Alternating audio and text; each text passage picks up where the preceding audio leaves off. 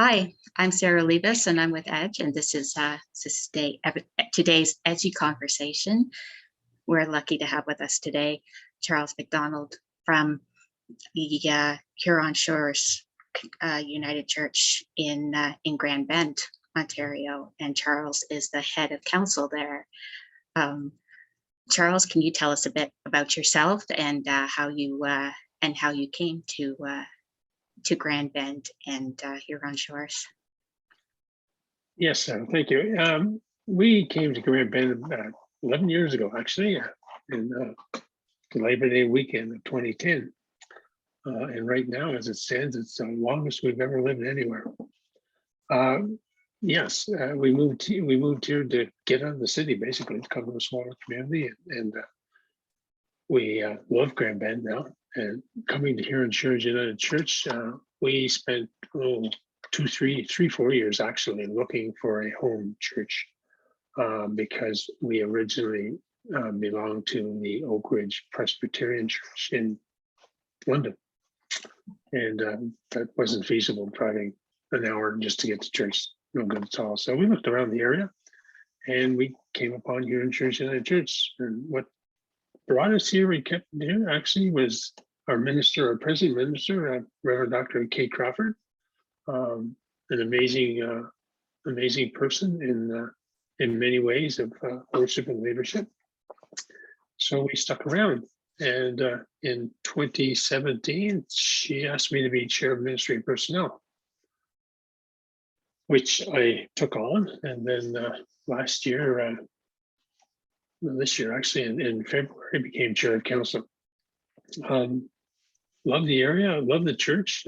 We have started in 2011, 2012, planning on what to do with the church. Our church was built in 1927 in its present location. And somewhere along the line, we bought property down the highway. And we needed to make our church accessible, more accessible than it was, and more, I like to use a not military terminology, user-friendly. Wasn't accessible very well. We couldn't actually do a funeral in the church because we couldn't get a casket up the chair. So a lot of planning went on, a lot of discussion went on, and they came up with a design for which we have right now, which we basically gutted the church and added on a new addition to it. The new addition was basically to put in offices for the administration, the minister, and an elevator. Basically, we'll call it a coffin elevator more so than an elevator because it's narrow. It holds a coffin and it'll hold one person up right the lift. So we've been all along since we got that addition put on. We spent our time at the Legion for basically almost 2 years before we could come back into the building. Once we came back in, and then it was like, ooh, look what we have. Now, what are we going to do? So we've gone through a lot of gyrations. Can we continue what we were doing? No, we can't continue it because we had too much at hand to just lay back. And our big, our big projects were, we became an affirming church in 2017, which last month was our anniversary, if you will, becoming affirming. We've reached out to the community quite extensively, I think, and it's getting more so every day. There's new things we're coming into. And along the way, we formed Grand Bend Place, which hopefully sometime will split off from the church and become its own identity connected to the church. Right now, it's a working group of one of the committees to stay the course, I guess, if you will. So we've had concerts, we've had Partners in Learning. Right now we have Partners in Learning are using our place. We have Prayer Shawls, which uses it. We have community meditation. Rotary is coming now to use our facilities. The Rotary has what they call a sunset theater in the community center. Not community center, the health center, which is not very good for what they want it for. So they like our sanctuary because it's great acoustics and flow through. So they're looking at trying to get us equipment so that we can show their movies and do their stuff. We've just, we are in the process of completing. We've turned our front yard into what we're calling a community living room. It's just about finished. There's a few pieces that are still waiting to come in, but it's been greatly received by the community. We have a total of 7 benches out there. We have a water refill station. We have an indigenous garden in one section of it. We put up new trees, just making it more community oriented. And the raves that we're getting from the community says it was well worth the effort to what we do. Our Green Cathedral, which is in the back, and that goes back into the beginning of time when there was the Methodists and the Presbyterians. And I can't remember which one now. I think it was a Presbyterian said they would give the land provided we would have a Green Cathedral, which we would operate our services on Sundays in the Green Cathedral during the months of July and August. And we've done that, except for last year. Last year, nobody did anything. This year we had 3 Green Cathedral services, and that's Green Cathedral / Zoom services, because those people that didn't want to come to church could stay on Zoom, and those that did, we had the TV outside, we had the speakers, the mics, and the cameras, and we had some glitches. And by the end, it worked out very well. And now, as I said before, we're starting this coming Sunday an in-person / Zoom service. We don't see ever going back to sanctuary only service. Some people will never come back into the church for age and health related reasons. So we have to try to accommodate everybody. We even have on our Sunday service now, we have phone service. So we have one person in our congregation who takes the taped service and then takes basically the sermon and sometimes the scripture reading, and there may be a couple of other bits of the service to a maximum of 30 minutes.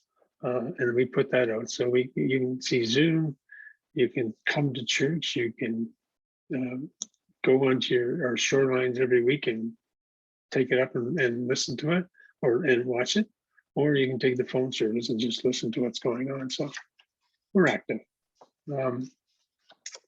We have a council of 14 people, including our minister.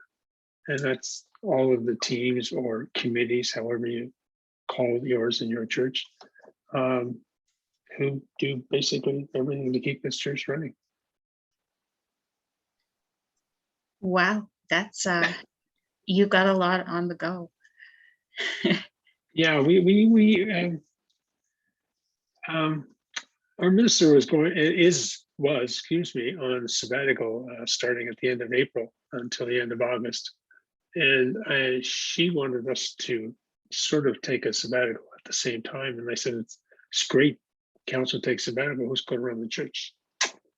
So my thing was, we'll slow down this summer. Well, it didn't work. It just got busier and busier, but it's good. I mean, we enjoy what we do. And I think our community is very aware of who we are and what we are. When we started our Zoom services, we taped the bells so that when we have Zoom, we have the bells lead us into service. Within a month on Facebook, the community said, how come you stopped ringing the bells? And we said, whoops. So then we had to get bell ringers to go back and ring the bells on Sunday morning, which was fine. And it was, the community loves it. Yeah. From the talks that we've had before, because Charles comes out to the community innovation hubs gathering, which is the part of EDGE that I work with and what I've seen looking at your website, you do seem to be very connected with your community and very in touch with what they would like the church to be, which is wonderful. What kind of community, you talked about it a little bit already, but what kind of community partnerships do you have? Right now, the Community Foundation in Grand Bend, it's changed its name, is now called the Sunset Foundation, and we're in partnership with them. Started in January. It's called the Community Conversation, and it's all members of the community coming together and say, how can we work together? So we're not doing something that's double dipping into somebody else's programming or whatever, or we don't have a concert on when there's 3 more going on in town, that sort of thing. It went by the wayside over the summer, but it's supposed to be picking up this fall. We're in community with a couple of area food banks that we support all the time. This year in Grand Bend, if you've ever been to Grand Bend and haven't been here in a few years, you should come down and see it, because Obsidian Group, which owns the Urban Burger, Chuck Steakhouse, and those things, came in and bought up the main hotel, the Colonial, and they bought up a couple of other places, and they completely gutted and renovated the main building of the Colonial, the Brenner House, and the Gables, which was basically a nightclub. Now there's no bar and no restaurant in the Colonial. They're doing other things in town, and so we had a meeting with their VP, I guess, for the Grand Bend area, and their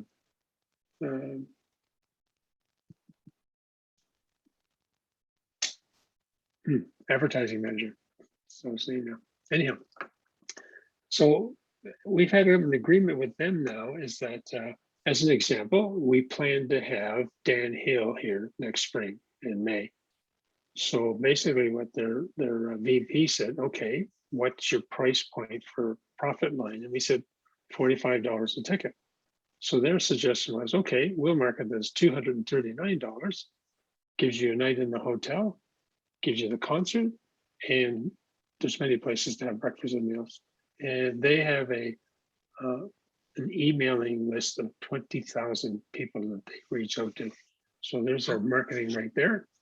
Wow. Oh, yeah. So it's and we have a full catering kitchen. So he said, okay, I have a family comes to town and they want to have a family reunion, but they don't want to go to a restaurant. There's the catering kitchen. So what they would do is they would go to their Chuck Steakhouse, do the meal, use our kitchen as a warming oven, servery, whatever, and they can give that family their meal. So any little up to 50 people in a conference that they want to have, somebody want to have a small conference in town, and we're like 1 block down the road. So that's the kind of thing there. We partnered with the Lions Club, the Rotary Club. Yeah, whoever wants to come aboard with us, and we the Lambton and Sarnia Tourism Bureau has decided to make Main Street Grand Bend Wi-Fi accessible. So we're one of the buildings that are getting the Wi-Fi set up. It's supposed to be in, but it's not in. They're having, I don't know what kind of issues they're having actually. We're supposed to be one of the recipients of the unit. So, and we just put in a camera security system because we've had a few issues over the last year that we felt we needed some security. Oh, that's unfortunate, but that's the times we live in, I guess. Is it ever? Yeah. Um, So yeah, we if somebody wants us to do something, or we see somebody that we can partner up with, we're out there. Let's just get out and do it and find out how we can help in the community, and hopefully whenever in the future that we can more freely gather, we'll be able to plan more stuff. But right now, I think we're doing as much as we can, considering the times that we're in. So, and anybody comes into our building to use it. We have COVID procedures, facility usage procedures, which now include COVID. And if you agree with those and abide by them, you're in. If you don't, you're out. It's as simple as that. We don't, and that's why we didn't start service in-house yesterday, is because we didn't get it to the community in time to be digested. So, yeah. So assuming that we are going to be able to be more and more open, as everybody hopes that we're going to be able to, where do you see Huron Shores in, let's say, 3 years from now? I hope in 3 years from right now that Grand Band Place will be able to be up and running more productively, because that's it's not just the concerts and the movies and that sort of thing, but it's a meeting place, it's a conference center, it's a church on Sunday mornings. This year, because we couldn't utilize the church so much, we used our Green Cathedral during the week. And I'll give you an example. The prayer shawls would meet in the Green Cathedral under this nice treed canopy to do quilts and purveyors and whatnot. We had chat sessions out there. I was trying to get jam sessions, but it was falling on deaf ears. Hopefully next year. But that's the other thing that COVID has done for us, is now we're more willing to use our outdoor spaces also, not just inside the church. So that adds a new dimension of involvement, so to speak. Right. So, yeah. We have Yes. a young lady.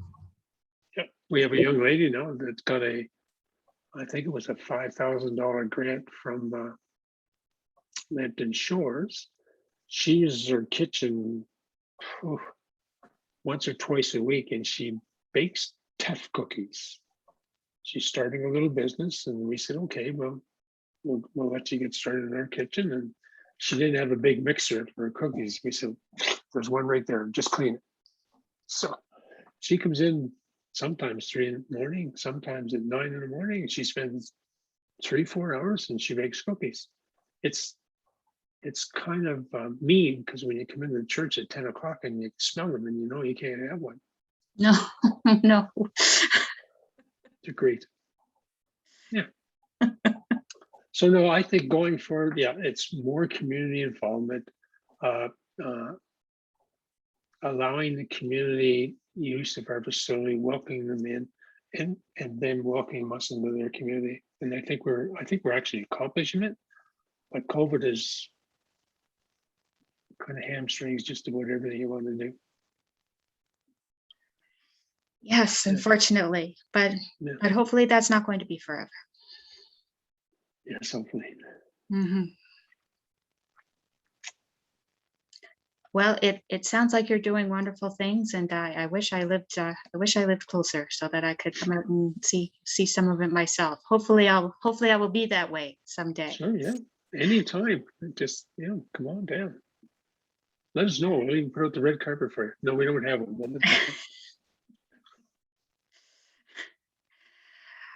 Red carpet not necessary. I will let you know for sure.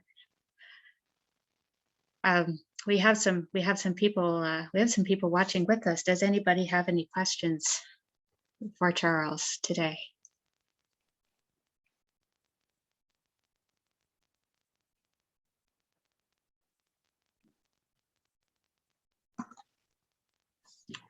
I guess there are any questions.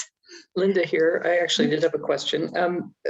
Where is the initiative coming from for all of these kinds of things? Is it the council? Is it certain committees? Do you have somebody who's kind of doing some brainstorming, or the minister, or is it just kind of happening? Well, no, it's definitely not just happening. The initiative started way back when they were trying to decide what to do with the church, because the church, like I said, it wasn't user friendly. We have very high steps in the front. At that time, in the back it was a small door entry into the back end, and it was very hard to either go up to the sanctuary or down to the fellowship hall area, and it was very old, crowded, not well utilized space. So back in those days, it was okay. Moving forward, where do we want to be? We want to be a larger part of the community, to be more involved in the community. We wanted to be able to have an accessible space, which we didn't have before. Like the minister didn't have an office, and the administrator kind of sort of had an office. So there was things that were missing in order to move forward with the vision of community involvement. We already have community of faith involvement, but community involvement was the decision going forward. So we had a lot of work to do physically to make our space more usable. Dreamers, a lot of dreamers. We have a lot of dreamers. Matter of fact, it would be nice sometimes to have more workers than we have dreamers. As you know, in any organization, it's probably 10% of the people do 90% of the work, and 90% of the people sit around and say, gee, that looks really nice. Thank you.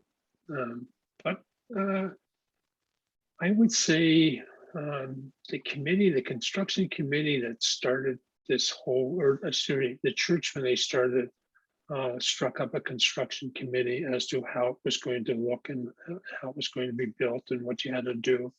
And then it morphed from there. What kind of chairs are you going to need because we don't have pews anymore. So we'll call them pew chairs, if you will.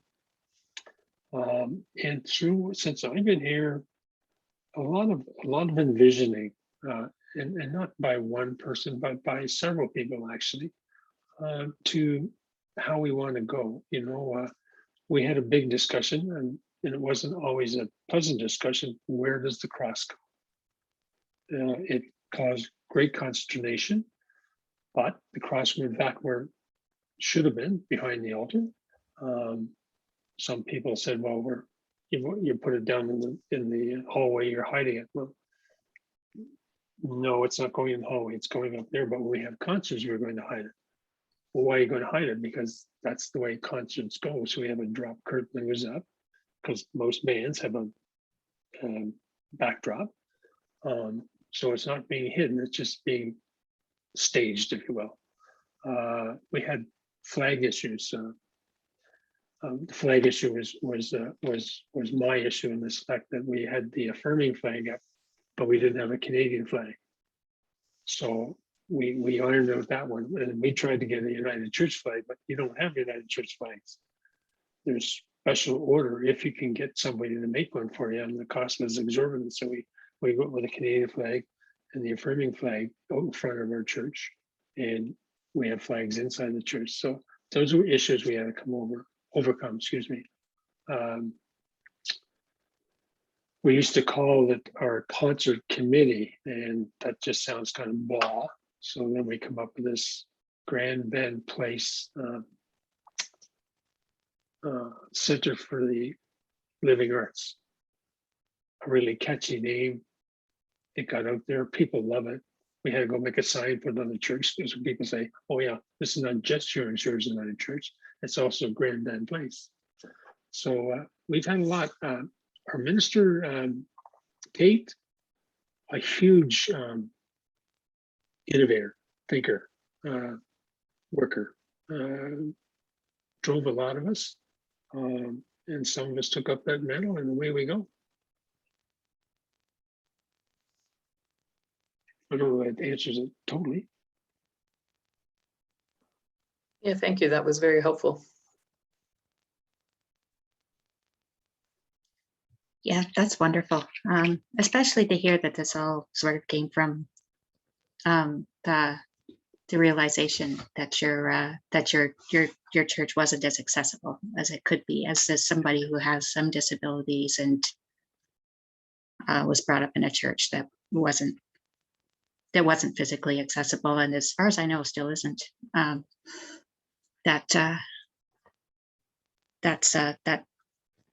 That's really nice to hear.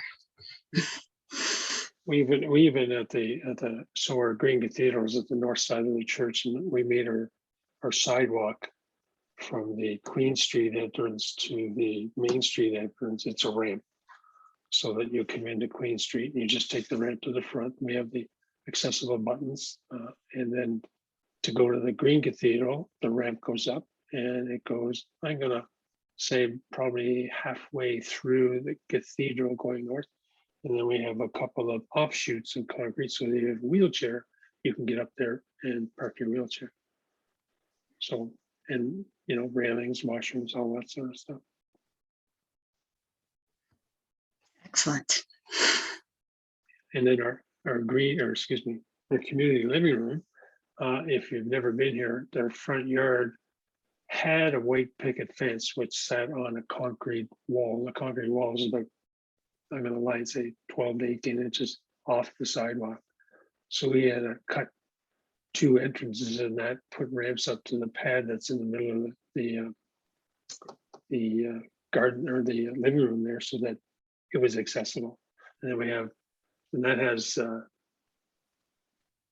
2 benches there, and then there's 3 on the west side that you have to be able to walk to get there. And then we put 1 out on the sidewalk, which allows you, if you don't want to sit right in the garden, you can sit on the sidewalk. And the Lions last year gave us a bench and a bike rack, and they have the Lions emblem on them, but they're we call it royal blue and yellow. They stand out very strongly, but the community appreciates it. And then when we put our flower pots out there, the Lions said, well, can we do those on a yearly basis?